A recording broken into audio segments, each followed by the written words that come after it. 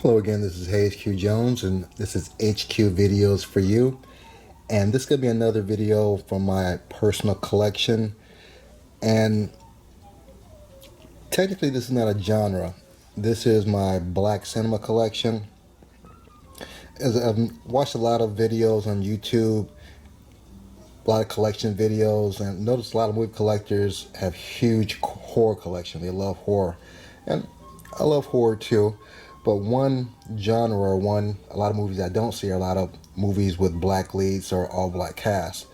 So this is my collection, again, with my made-up genre of black cinema, and we're starting out with a double feature, The Take and Black Gun. The Take with Billy D. Williams and Black Gun with Jim Brown.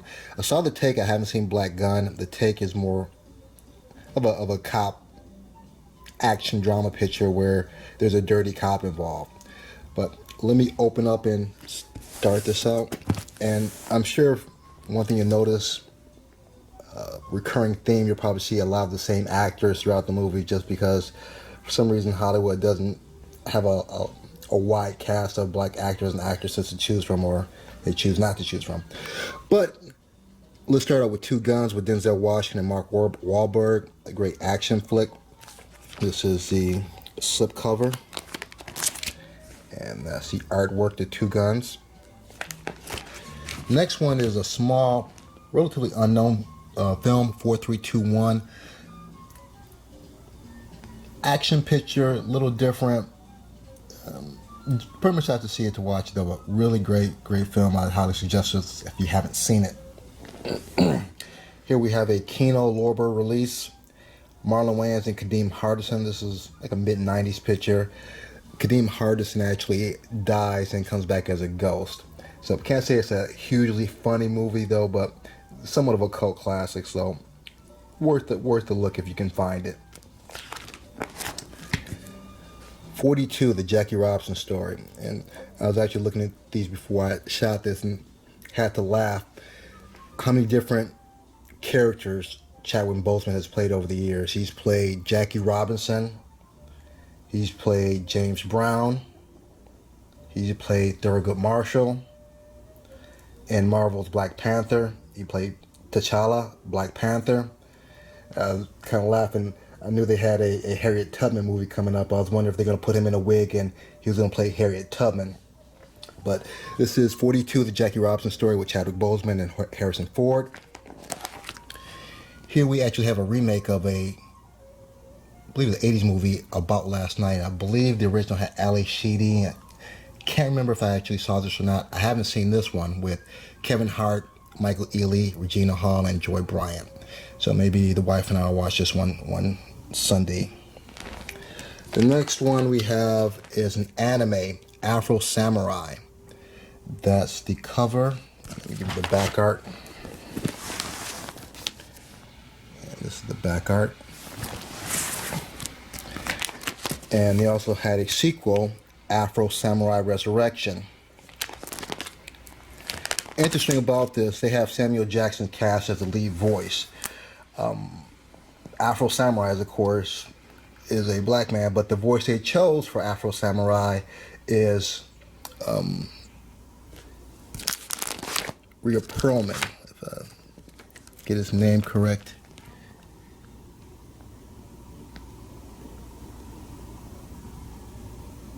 Ron Perlman. Ron Perlman is actually the voice of Afro Samurai. So I was wondering, in all of Hollywood, they couldn't find one actor to do a black voice. But nevertheless, it's definitely worth a look, and great anime film, the first and the second. Here's the back art to the second Samurai anime film. Then we have After Earth with Jaden and Will Smith, a sci-fi film. Not bad. It got pretty bad reviews from the critics though, but critics don't really go much by what critics say. I have to go by my own likes and dislikes. And it wasn't a bad movie, After Earth. And here's the back art with Jaden. Then we have the Tupac Shakur story, All Eyes on Me. Have not seen this. The person that got to play Tupac, very, very good lookalike. Big fan of Pac. Heard mixed reviews about this, so just haven't gotten around to watch this. All Things Fall Apart with 50 Cent, Mario Van Peebles, Ray Liotta, and Lynn Winfield.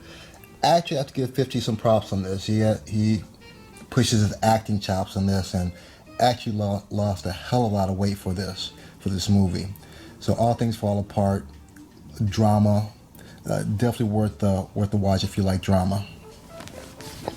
My boy Denzel again and Russell Crowe in American Gangster. If you haven't seen this, you definitely need to pick this up. It's a story of I'm trying to think of the gangster's name, Frank Lucas. Denzel plays Frank Lucas and just does a phenomenal job. Annie, the remake of the original with Jamie Foxx. Have not seen this. Maybe the boy and I will watch this one day. Just haven't watched it. Antoine Fisher with, again, my boy Denzel Washington and Derek Luke. Interesting drama. Don't want to go into details. Don't want to ruin the story, though. Just interesting drama about the life of a young cadet and I guess Denzel's interaction with this man. We have Ice Cube with Are We There Yet? And the sequel, Are We Done Yet? I've seen Are We There Yet? Both have Nia Long in there. Have not seen Are We Done Yet? My son has seen both of them, so maybe one day we'll do a double viewing and watch both of those back to back. This is the back art. Let's see what the back art on the other one. No. Then we have the ATL with T.I., Tip Harris, and Antoine Andre Patton, big boy from Outkast. Just a story about growing up in Atlanta. Interesting story. I liked it. A big boy fan from Outkast. So definitely worth the look. We have Attack the Block. Probably one of my top 50 favorite movies. Just a really fun sci-fi kind of Goonies type of picture, except it takes place over in London, and from the producers of Shaun of the Dead. And this is the back art.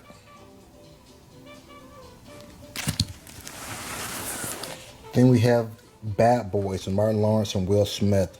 Action comedy, really great. Matter of fact, Bad Boys 3 is coming out. Looking forward to seeing that. This is the back art to Bad Boys 1. This is the slip cover.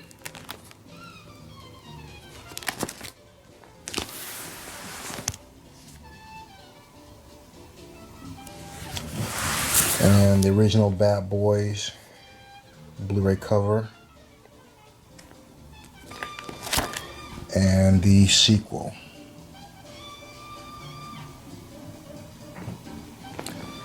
Next we have Baggage Claim. Haven't seen this, to be honest. Only got it for Paula Patton. I love Paula Patton. And that's it.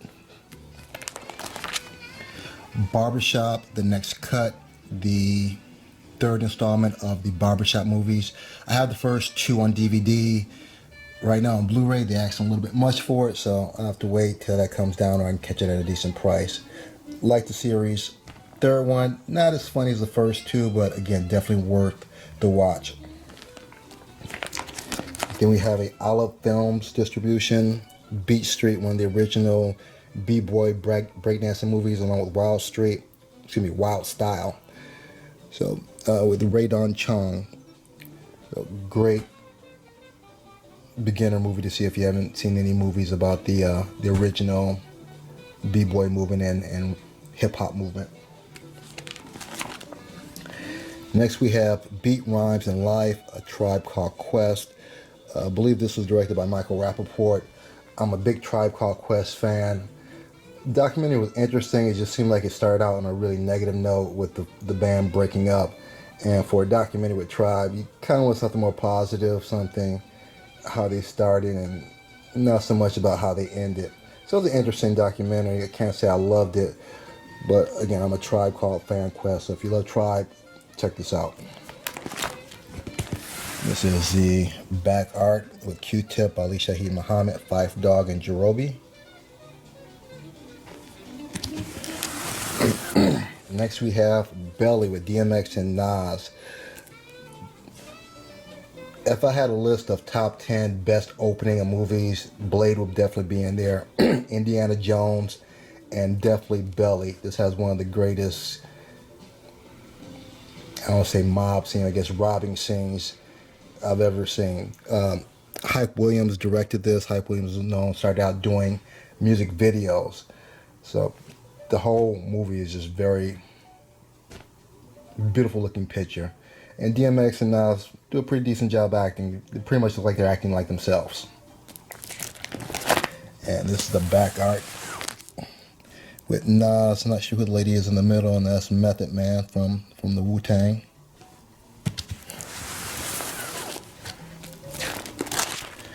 Then we have The Best Man and Best Man Holiday.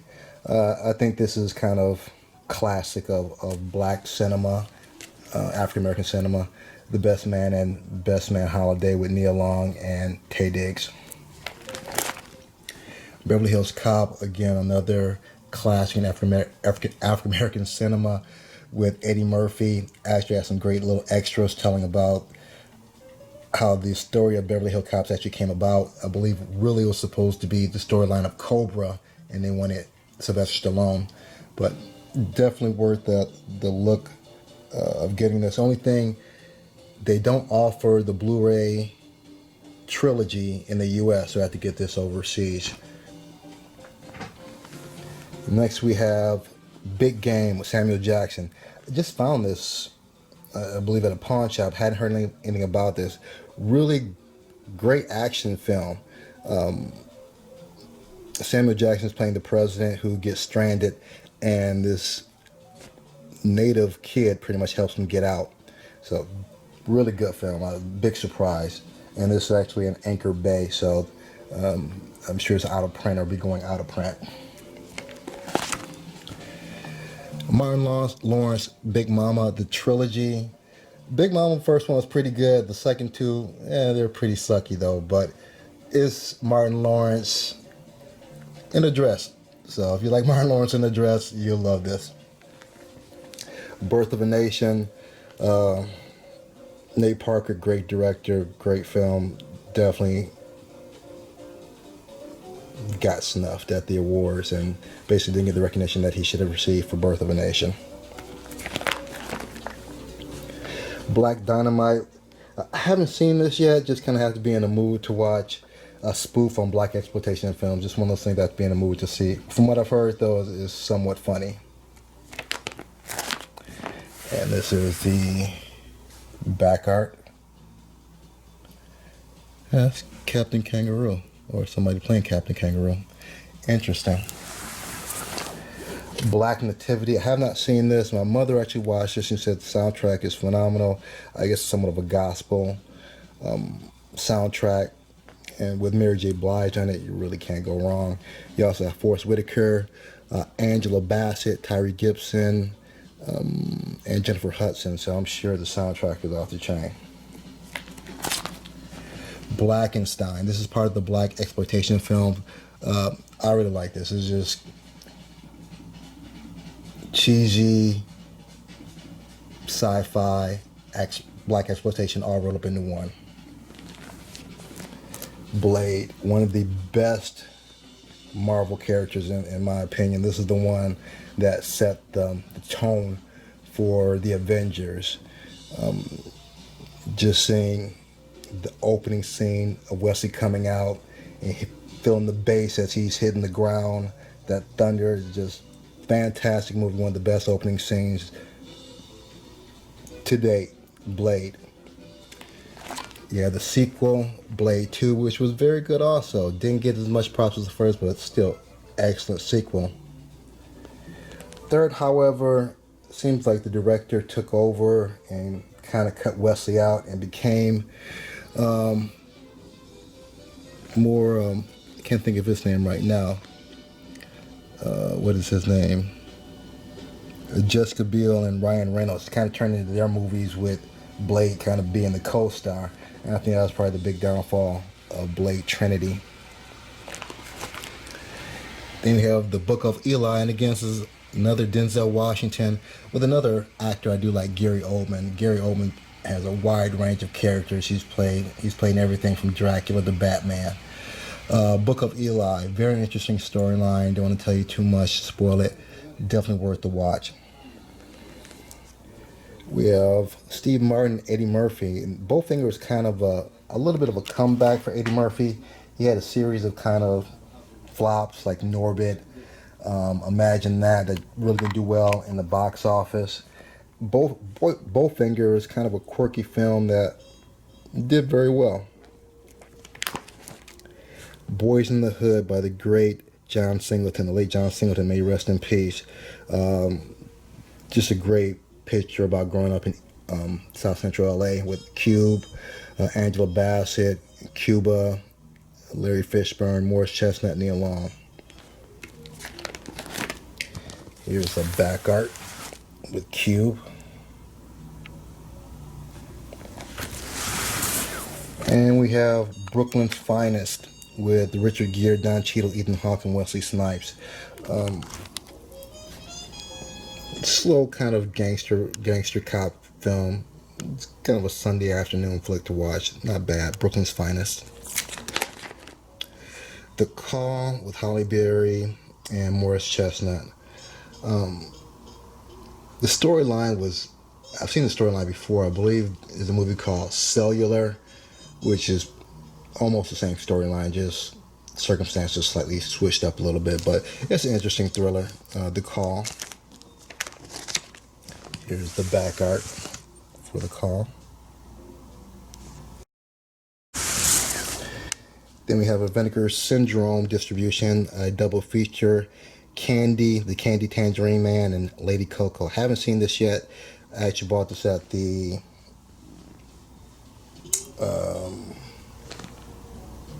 Vinegar Syndrome sale. So haven't got a chance to watch this. Looking forward to watching this. And this is the back art. Actually the alternate cover with Lady Coco with Lola Falana. Another one I'm really looking forward to watching, I haven't watched yet, Dorothy Dandridge and Harry Belafonte and Carmen Jones.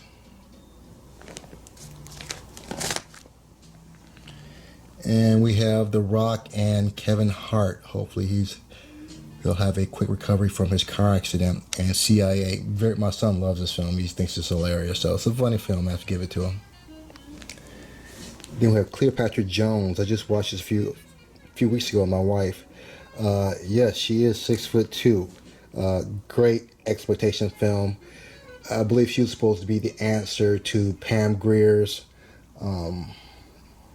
Foxy Brown. Close, but she's not Foxy Brown. But it's still an interesting and fun film to watch from that period. Coach Carter with Samuel Jackson.